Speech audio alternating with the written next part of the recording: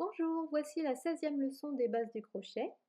Lorsque l'on travaille en rond, il est recommandé d'utiliser un nanomarqueur et surtout lorsque l'on travaille en spirale.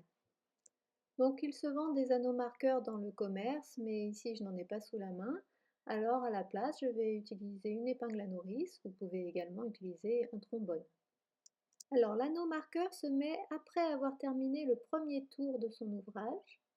Donc là, je viens de terminer mon premier tour et je pique ma première maille serrée dans la première maille serrée du tour précédent.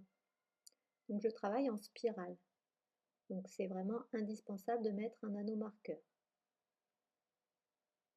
Donc je vais mettre mon anneau marqueur dans la première maille serrée de mon deuxième tour. Ici je fais des mailles serrées, mais ça pourrait être des brides par exemple. Voilà, donc là j'ai mis mon anneau marqueur, je vais pouvoir continuer mon deuxième tour.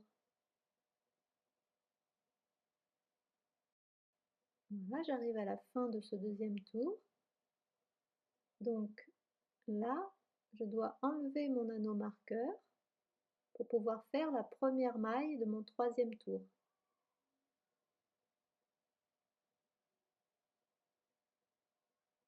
Voilà, j'ai fait ma première maille de mon troisième tour, je remets l'anneau marqueur.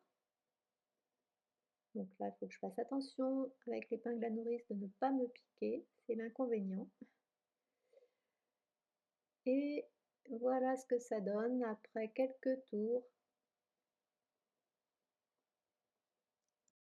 Vous pouvez consulter la playlist Les bases du crochet sur ma chaîne ou bien sur mon blog outlook.fr dans l'onglet technique. À bientôt!